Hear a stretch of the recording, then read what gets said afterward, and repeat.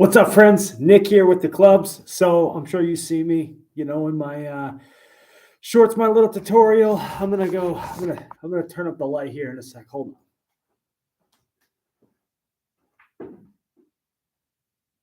on.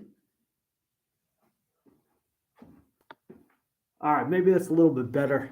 Maybe the light's too much. I'm trying to get this lighting right. So just having some fun with it. I don't know. I'm just such a fair guy. All right, maybe that's a little bit better. So maybe we'll turn that down a little, just a little bit. All right, all right. So yeah, talking about the Farmers Open. Not going to take too long on this one. This is kind of an impromptu. Haven't really, scheduled. We'll be on like on the formal schedule next week.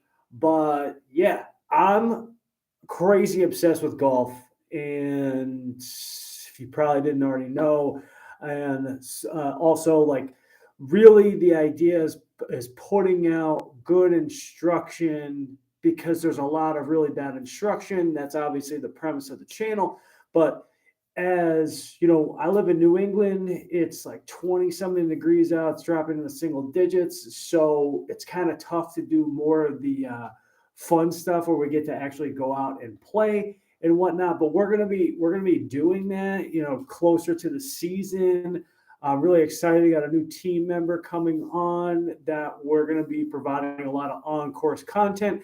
Two different skill levels, two different, you know, more specific sets of goals and whatnot. But overall, um, I think it'll be something real good. But anyway, what I want to bring you today is really to talk about the Farmers. Like Max Homa is a stud, right? And coming down the stretch, now obviously the course was set up hard because the scores didn't go that deep. I mean, double digits under par is low, but the previous week at the American Express, I mean, they were going like 20 something, almost 30 under, which I personally think is excessive. Maybe you get that a couple times a year, but it just the guys are so good out there that I think it just implies that it's like it's too easy. They're just like you know killing it to the extent where it's like whoever is making the max amount of putts, and there's obviously always a grind, but at that point it's really who's making the most birdies rather than who's dealing the best with adversity, which is kind of what you get out of the majors. I would obviously prefer more major golf than not. I know some people certainly like the shootouts and whatnot, but I like it, max on any given week with a strong field like you did have at the Farmers, where you're getting, barely into double digits. Because I think it's a good combination of who's making birdies, but also, grinding for a par, not making mistakes, and not knowing that like hey, on the next, 5 or 6 holes, these are going to be like really pretty easy to birdie. And if I'm not birding them, it's not that bad. Versus some of them, like, oh man, like I'm just lucky to get out a par or even bogey. And, there's a combination of off tee into, you got to get like position wise, really good spot out of the fairway. And then if you aren't even in the right side of the fairway, like relative to the pin and the greens and the setup, like I like all that, not just necessarily, drive it, get it close and try to make a birdie. I like the combination. But anyway, yeah, the Farmers, I mean, we talked about this last week. Torrey Pines is, I think it's like such an amazing course, and the people that get to play that on the reg are so lucky. And it's like kind of crazy that that's a municipal course. Like it's a U.S. Open quality municipal course where, again, just like what we said last week, it's like a muni course around here is a dump. And a lot of people with muni courses, generally speaking, it's pretty much a dump. So it's like crazy that you can get some of these spots out in California, for example, because they have them around San Francisco. or Southern California, where it's a municipal course, but it's like U.S. Open quality. It's just nuts. So anyway, super exciting. I mean, I think you're probably looking at, there's some players out there where, and he's not on the call, but we were talking about earlier, and like Xander Schauffele. Xander Schauffele was a guy who at one point, for at least a couple, years, he's not winning a major, but he's like top five, top five, top five. Like, and he might, if he can like kind of finish the deal on the Sunday, he would break through. Now we'll see what transpires this year, but Max Homa, he's not quite doing that, but he is inbound on that potential, where I believe that Max Homa is a really, really, really good ball striker, right? But he's not necessarily known as some like stud ball striker, like a bomb or whatever. Like he moves it. Don't get me wrong. He's like cruising, on course, very close to 180 ball speed. I think his irons are real good. Like his moves are really good. All that. I just think that currently he's probably a little overlooked / underrated in that category. But you're definitely not, quote unquote, stuffing it on 16 on Saturday, normally a Sunday at the Farmers, which is that par 3. It was like 230 into the wind, and no one's even getting remotely close, and he's coming down the stretch knowing he's in contention. You're not doing that being, a mediocre ball striker. And it's not even a shot that you can even really get, that lucky on, especially at that level, because that long a par 3 off the ocean into the wind when it's not like super warm, but even into the wind anyway, you gotta hit it pure in order to make that happen. So I would just say super impressive. And congratulations to him on the win. I would guess that we're gonna see him towards the top on major leaderboards. He has his wins. I think this was his 6th win. So he's probably broken the seal where there's still pressure. You're still feeling the heat of it, but he's more comfortable in, a high pressure cooker moment. And he's able to get through that and then finish the job, which obviously when you're in the majors, it's exponentially more on that feeling. But nonetheless, um, with the regular, tour wins, which are huge in itself. Like if you're winning on tour, you're so good. And then you get to the major stage, and obviously there's the mental aspect of, hey, it's a major, and like the added pressure on that they're probably putting on themselves to finish the deal, even if they're really, good in a high pressure situation anyway, then yeah, I would not be surprised if we see him. Now, Sam Ryder, I mean, obviously off to an incredible start, did a really good job. I didn't actually see what he finished on the long par 5, where it comes off the water and it like sweeps downhill. The view looking back on it is super cool. He was in the fairway basically at a tour level, hook pull into the brush, like basically almost in the penalty area. He got a super, super good break, then went long because he, flushed the iron. Now, I think, it's a matter of, if you haven't won, and this is like in any event at one's level, right? So if you haven't won with that kind of sporting that kind of lead, like obviously you can never feel comfortable even if you have this enormous lead, because everybody's so good.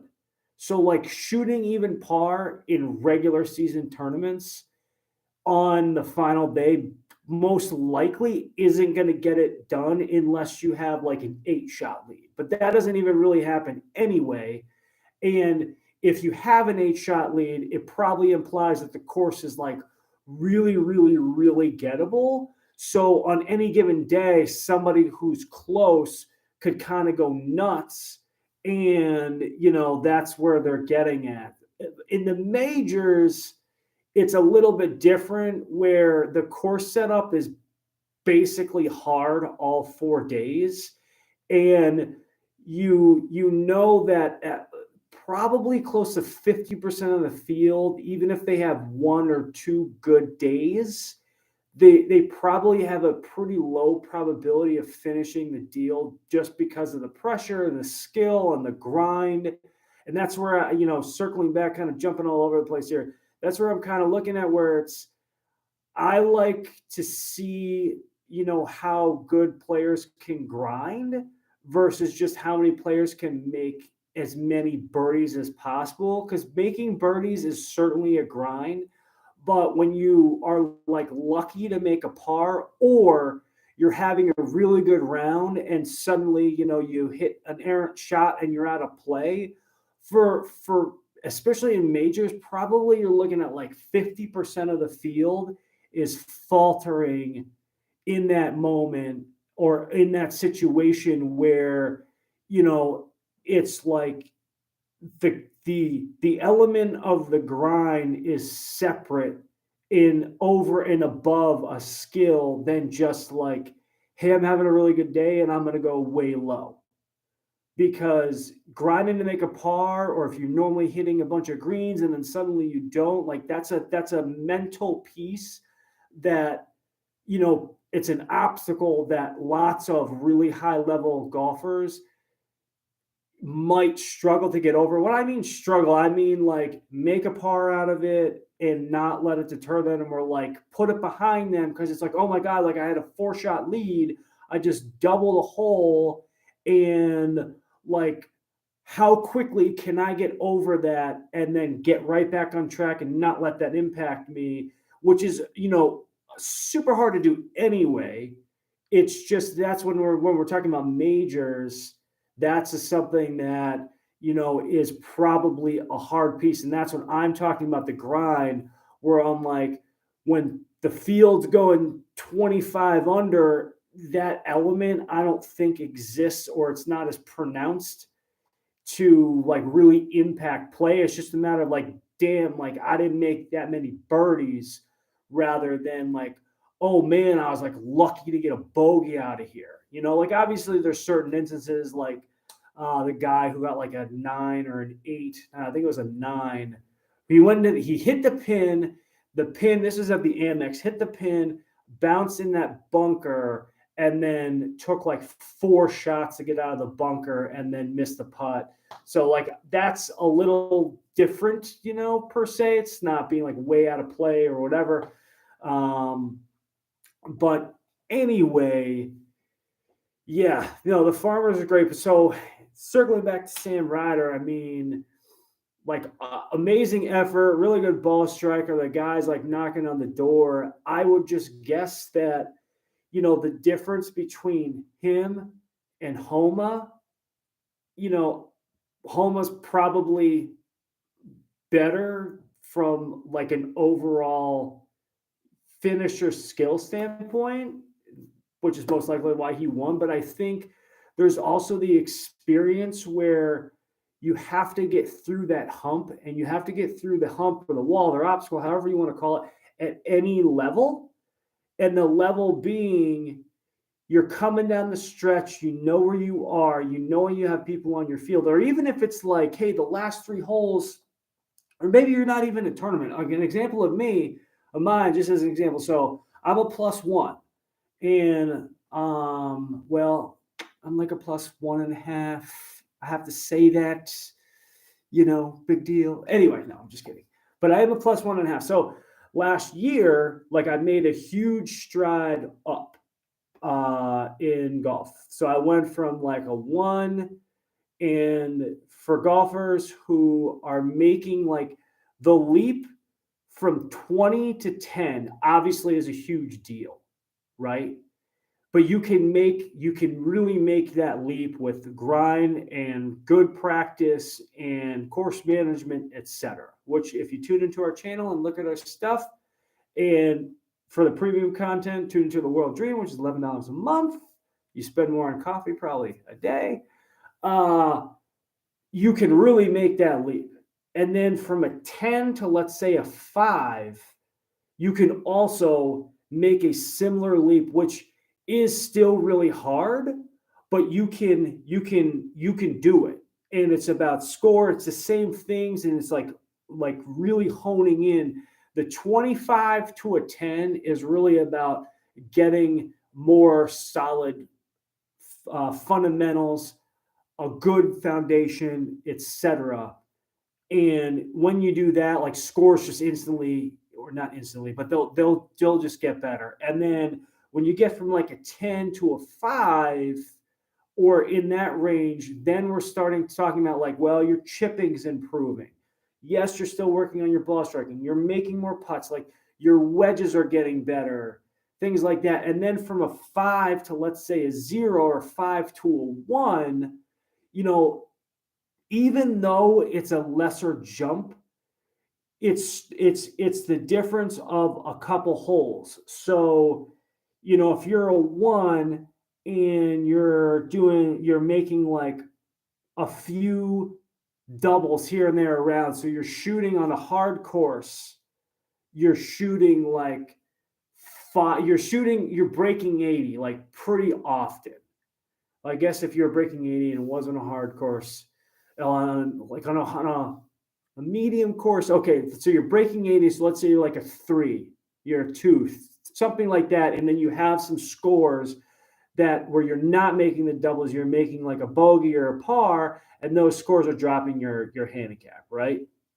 And then, you know, the kind of next level, it's because each barrier has its own difficulties, and this sort of highlights how incredible tour pros are, where if you shoot, so just as my own example, right? So I went from a 1 and I peaked at a +2, and I had a stretch where I was on like the first time I've ever done it, I was second. On day 1, I was in second place in a state tournament, and I still finished good. I just kind of like went for the win because I thought I wasn't like necessarily in it. So I just like went for the win, and I sort of like had a little trouble in the last couple holes because I was kind of being silly. But anyway, but I still got exempted to the tournament, which is a big deal. So the leap to get from like, let's say a 1 to a plus, you know, it's a few good rounds. So you shoot some rounds where instead of making the double or bogey, you're making par and birdie. So that really can impact your score and really can drop it. But the whole thing with that is, in order to keep it, you need to maintain it. So that's the difference where if you're a 25, suddenly you're breaking 100, and now you're in the 90s on the regular. Well, which is awesome. It's fantastic. So you're breaking through that, and like your handicap drops like pretty quickly. So then the next iteration, you get to a 10, and then a 10 to a 5, even though the jump is more narrow, it starts to get a little harder because it's you know, 1 or 2 strokes that can do it, but you also need to maintain that. And then each level. So for example, if we talk about what is a pro is probably like a +6, which just means that pretty much anywhere they go, for the most part, under par is like a normal day. And for anybody at any level, we know how difficult it is. I mean, one, to make par. Two, you have to make birdies because it's not likely you're just going to make 18 pars all the time. You're going to have a couple bogeys, and then you have to get that back. So, like, the tighter and lower that you get, even though the next level up is like incremental, it's hard. It's really hard to make those incremental jumps, and then it's also hard to maintain it. So circling back to this, like my super long on long story here is my home course it's a 147 slope. It's a par 72 and it's a 75.2 rating. I might have got that back because I always get it mixed up. But it's a hard course nonetheless. So I am coming down the stretch, and this was early last year, and I am coming down the stretch, and I think, what was I? Maybe I was like 2 under. I think I was 2 under. Maybe I was 3 under. It could have been 2 under. But anyway, I'm coming down the stretch, and the 18th hole is really hard. So it's a 400 some odd yard hole. The green, depending on where the pin is, right? It's like kind of this, like, there's like a big fat part in the back. So if it's in the back, it's not a big deal. But then there's like a sliver out in front. So anything the pin is up here, it's not a big deal. But up here, it's like real narrow, and it's a 400 and some odd hole. But if you go straight, there's woods. At the time, it wasn't marked hazard, right? So if you just hit it straight and you hit it too good, like, your ball's lost. And there's nothing to do. Because it's a contoured hole. It's like a kidney kind of, or like a lightning bolt almost. But then there's water in front of the hole, and then the whole fairway is undulated. But then there's also trees on the right side that, for me, like, I just have an issue with. Even though I'm a fader, like, it plays a fade, but for whatever reason, like the tree and the branch and all the rest of it, like, visually, it annoys me. So what do I do? This is my first time that I'm about to break par. And, like, this is a round that I'm just playing with no stakes, but it's like the first time that I'm doing this. And I'm, like, obviously striking it well. There was absolutely some missed opportunity on the table, meaning, like, I hit some really good shots. I didn't make the putts, right? So I had just come off 17, which is a par 5, and I made par, but it was like not a good par because I was almost there in 2 and the pin was in the back, and I basically made a, kind of bet chip. So when it was like a pretty easy birdie to get, or like a pretty easy pin to, like, chip up and get that, my short game's pretty good. So I always take iron off his tee. So I take iron. Obviously I'm nervous because this is like my first time, like, some of these things, like, I really obviously want, like any golfer, we all have our own goals, but this is like a big deal, shooting under par. And I had just come off, maybe that was another round. Okay, so I hit my iron. I, like, come in upright, which means the handle raises, right? So, and I'm a fade player, and I'm, like, on the steep side rather than the flat side. So, like, my miss, if I'm, like, real bad, will be toe down. So the toe will dig into the ground. I'm a right-handed golfer, and the handle rises, right? All of which are very bad. Okay. So I, like, hit a terrible shot, and there's trees and kind of like a hill with long grass and, like, rock, like big, like, embedded rocks on the side. And I hit it, and the thing, like, goes, I don't know, 50 yards maybe, and hits the rock and goes left. And the left is like a hill that you can find. It's, like, open, but it has leaves, and the other hole is right down there. So I'm like, I don't even know if I'm going to find my ball. in which case it's a re-tee, and it's like immediately it's 2 strokes. So it's like that goes out the window. So I'm like, okay, I'm going to go down and find it. I found it, and I'm like, okay, I'm going to punch out, make a pretty good punch out. I see the pin, and the pin is in like the front area. It's like, if you got a wedge in your hand, it's a little bit easier to like manage that. But when you're looking at the angle of the pin, and the pin's in the front, and you probably have a reality of like maybe 10 yards wide. I could be exaggerating that a little bit. I'm not intending to, but that's at least the way it feels. One is a drop off into the hazard. So like the hill just feeds into the hazard. And the other is long, but it's also a drop off. So if you chip up, it's not like it's an easy chip, because like you got to really manage your distance. So anyway, I go long, like bounce and right. So now I'm over the hill. I'm like, there goes my round. Like all I had to do was, if I was 2 under, or if I was 3 under, all I'd have to do was make a freaking double, and I'm shooting 1 under, right? And I'm like, I don't even know if I'm gonna make a double right now. So, or if I was 2 under, like all I need to do is make a bogey. And obviously, so I chip up, and I don't make a very good chip. But I was like, I'm not trying to like be ultra aggressive here, because I don't necessarily want to like bring in like even worse trouble where I'm like trying to force something, which we will talk about later on in these shows. Course management, things to think about. We're going to do on course management, where it's like right in the moment, like how to frame and think about things that are absolutely going to help lower your scores and frustration. So anyway, I chip it up, and I'm like, obviously I'm putting well.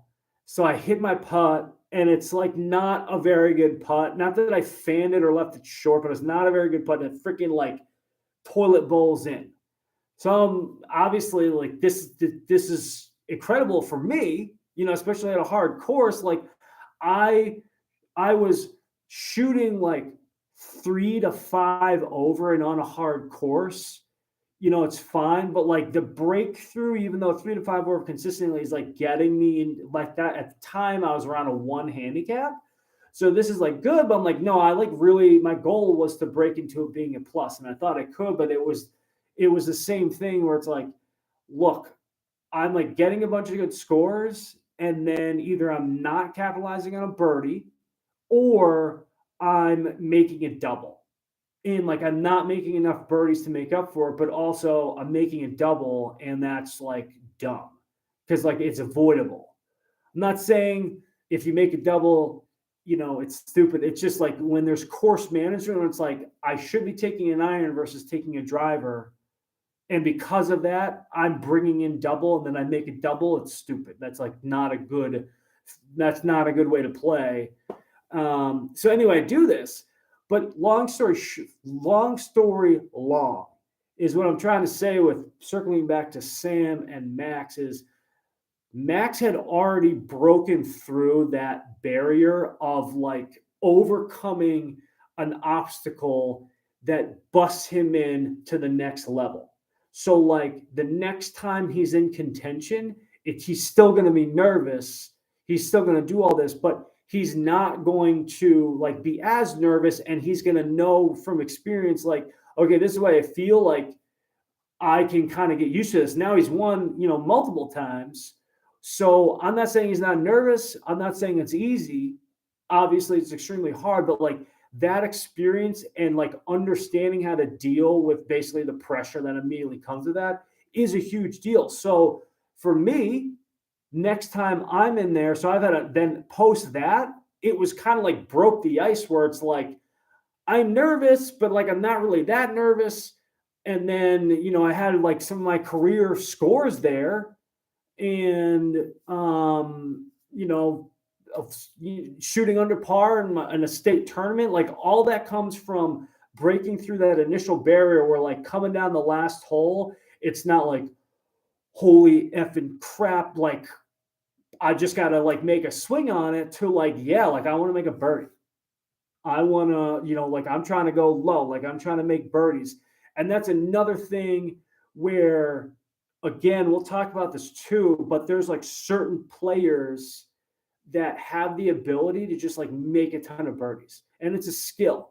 And it's a skill, obviously, because you're getting close and making birdies, but it's also the mental skill of effectively, this might kind of sound kind of weird, but it's like effectively not being scared to make birdies. So I'm not saying that if you're not making birdies, like, oh, you're scared. It's more just like sometimes if we feel that we're like making a bunch of birdies or things going in and things are going well, there's like a little bit of this like nervousness. It's like, oh shit, like this is going on here, like kind of what do I do sort of deal. And then like things or the other piece is like, okay, you made 3 birdies in a row now. You've hit every fairway, you're getting greens, you're lighting it up. There's a notion of like, okay, now I don't want to screw it up. And then when that comes into play, you start to deviate from the original plan. And the original deal was not thinking about it and free flowing. So suddenly you're like, oh, well, let me like be conservative or let me do this or whatever. And then suddenly like things go awry. So it's not exactly a self-fulfilling prophecy. So, but you're trying to protect something that you made, even though what made you there had nothing to do with protection. It was just like, I'm free flowing. So similar to, for example, here's a little, if you've listened in this long, on the replay here, similar where if you're coming down the stretch in a tournament and you're going really well, generally speaking, unless you've been there or you kind of like are trained on this. So similar in my case, where after that first under par round, you're sort of like trained on it, where it's like, you don't want to be dumb, like from a course management standpoint, right? Like where if normally you hit iron, where you're like, oh, I'm going to hit driver because like, I'm not going to lay off the gas. I'm not talking about that. But there are things where when you start to try to protect, you get a little more tense. So, for example, on the putting green, let's say you made a bunch of birdies, or normally you when you're having your best putting days, you're blowing it like 2 feet by or 3 feet by, and then suddenly you're like, oh man, I'm having a good round. Like, let me actually try to get a little closer to the hole. So you try to be more conservative, but the reason why you putt so well is because you're more aggressive, or you blow it by and you're like, I'll just make this 3-footer, like it's for whatever reason it's nothing to you. That's great. And then you deviate from that plan, like more negative outcomes come from deviating from the original baseline than if you're trying to be conservative. So that's all I'm saying, where I think the guys that win a couple times and they get it, for probably Max Homa, where if he was in first contention, if this is his first time ever being contention, I'm not sure that he would have won. But because it wasn't, he probably understood that the feelings of, oh, I need to protect against this aren't actually good. The feeling of, no, I got to bust through and like keep the gas up, be smart, but I gotta stay committed to everything. Just like, I mean, the par 3 on 16 is like a fantastic example. Do you think he was bunting that thing out there? No way. He was fully committed, fully trusted himself, and he was not necessarily concerned about the outcome. He was just concerned about doing his thing, making sure he was lined up, and whatever other swing thoughts that he has, and then committing to it and like letting it go. So that's, I think one of the big separators. So if you're a golfer and you're out there, breaking through whatever barriers that you have, and once you do that, the next time that you're there, because you will be there the next time, you're going to have like, this much more experience, and then you build on that. And suddenly, what you thought was like this huge deal a month ago is like a nonchalant to you. So we all know that the more like nonchalant we are, things tend to come a little bit easier to us because we're not, so like, oh God, I gotta have it, I gotta have it. Like, we like are a little bit more laid back, we're a little bit looser, less pressure, and like things tend to work out a little bit better. And then in a golf swing, less pressure, less tense, etc. Like that tends to, lead to really good results. And even in my case, where it was like, the first time I was under, it was like this huge deal. And then I did it again, like soon after that. And I was like, cool. Like maybe that's bad, but like it suddenly became like it was not the Moby Dick anymore. The Moby Dick was like way under. I remember I was playing alone. Sorry to make this a story time about me, but I don't know, I'm proud of it. So I was playing alone and it was really slow.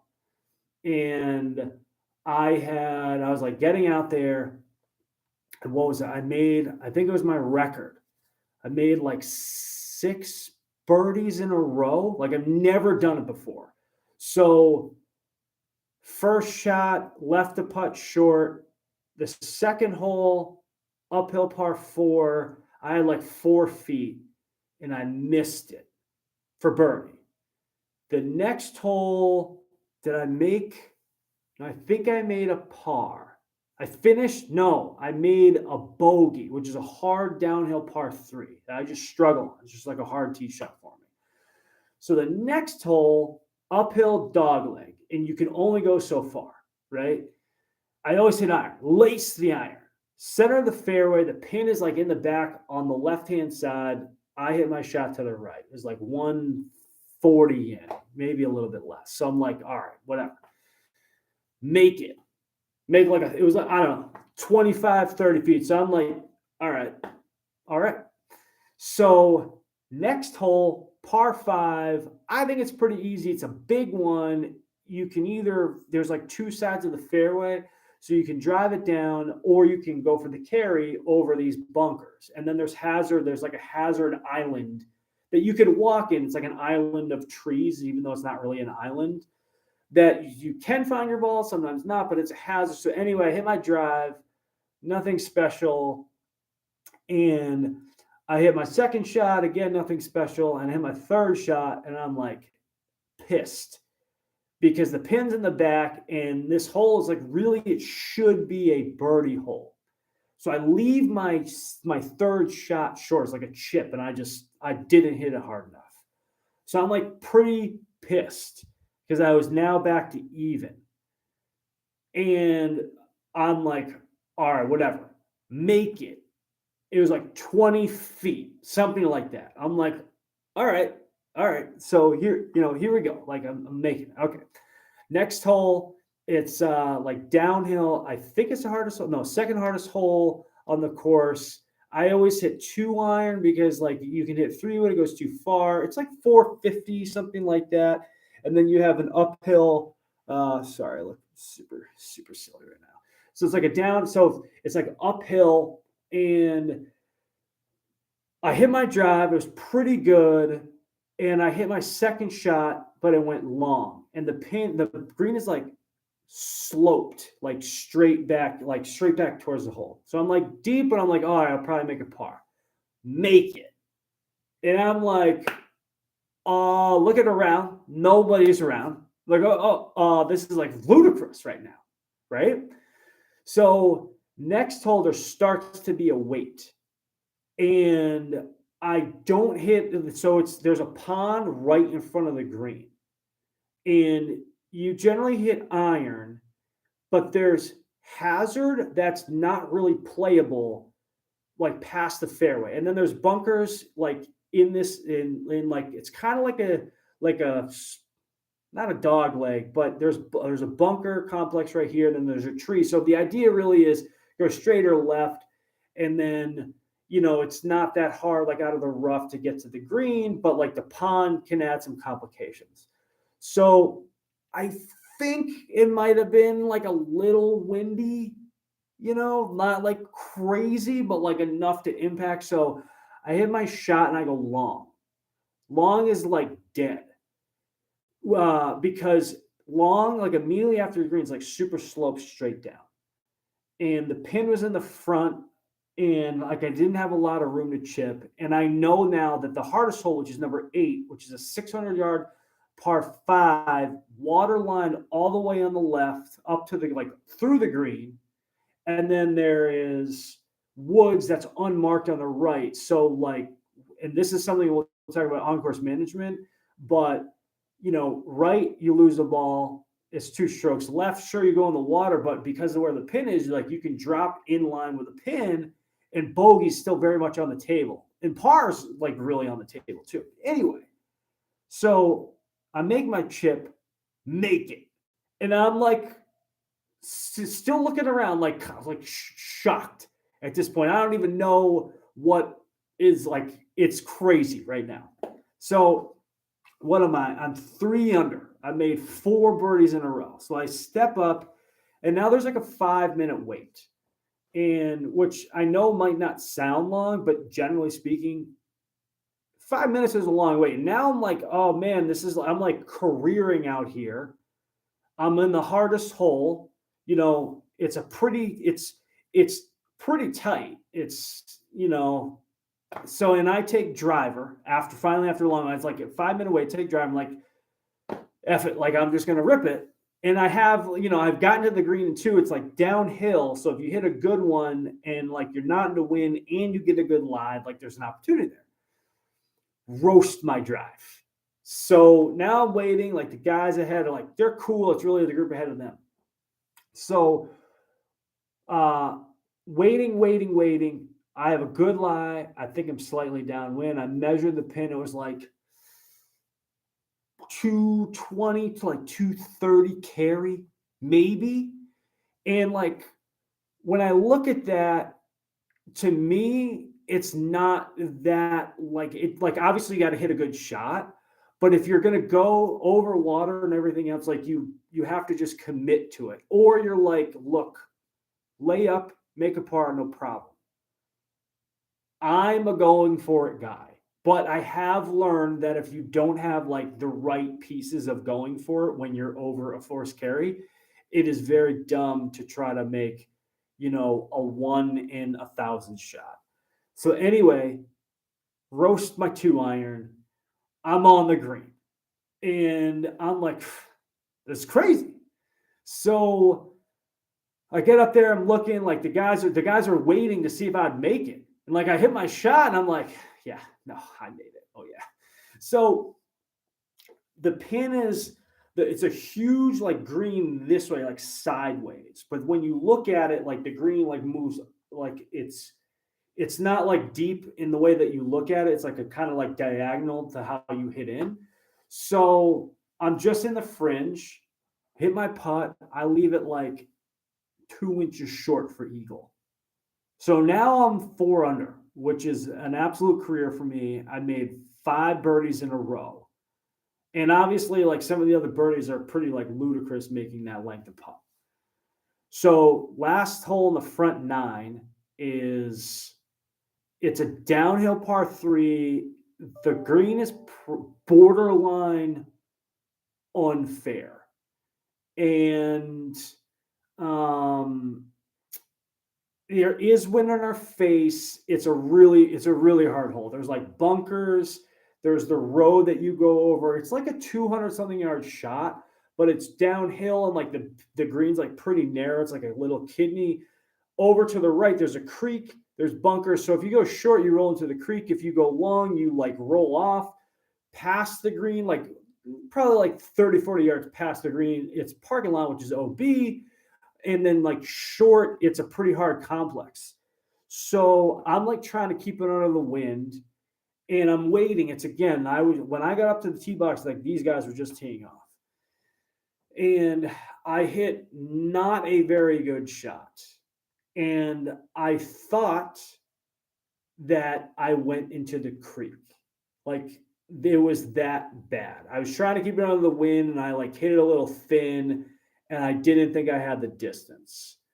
So these guys are gone now. So I'm like walking up. I'm like pissed, right? Occasionally, mildly, sometimes I might have a little bit of rage monster on the course.